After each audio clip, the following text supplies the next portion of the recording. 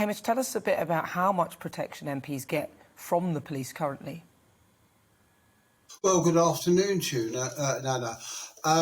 It'd be remiss of me not to start without, as everyone else has done, is conveying my sadness and condolences, not only to the family and those close to him, but the people of Essex as well, who are devastated by this.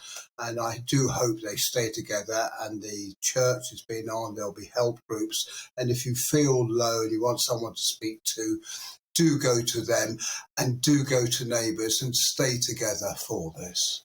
Now, looking at the protection of MPs, there is a strategy the government some years ago created called the Prevent strategy, and that is looking at people with radicalisation. What can we do about that?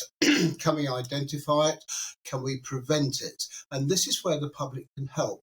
And it's a difficult one, I know, it's a difficult cause, but those people, maybe your own family, maybe at college, maybe at university, I don't know.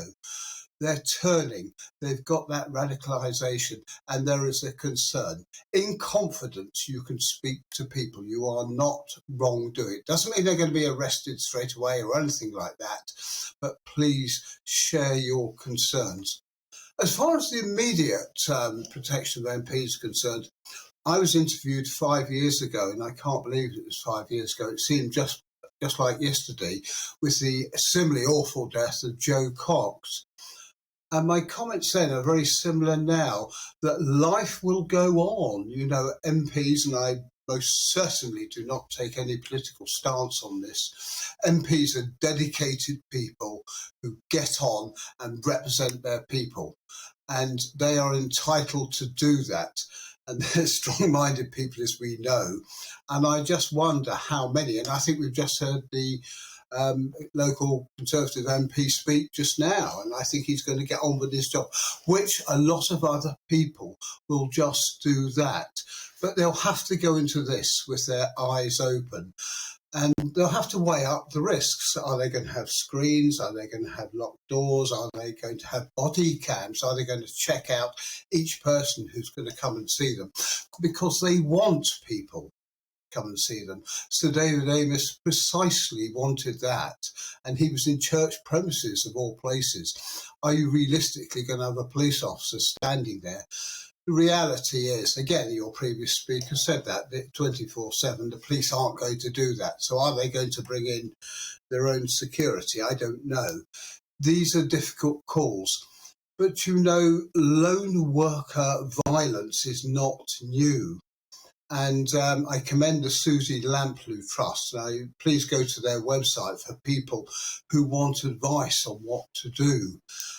It is difficult. It was only today, strangely enough, I was speaking to a lady who works on her own in a shop, in a place, and she keeps her door locked and see who comes in. And maybe that's what that's what MPs will have to do. That's what members of the public who work on their own will have to do. But, you know, we're in a very, very perverse society at the moment. There have been 2 deaths to MPs in the last 5 years. That's too many. But 2 resonates with me. Yes, I dealt with the rapes and murders at Scotland Yard, but I became an authority on stalking as well. And women's violence. There are 2 women a week who are killed in this country. A week, can you believe that? Through violence. So we've got to look wider at this, and I think it's been highlighted in the media. The use of trolls, the use of intimidation is quite wrong, and I hope the police can jump on this and try to eliminate these people. Some of them are just stupid, who send, for reasons best known to themselves, nasty images and messages to people. Other people have a more diverse and sinister background. So if we can intervene, I say to the public, if you have information about people going down that path, please tell the police. Some MPs are reticent about having to sort of change things or needing police protection.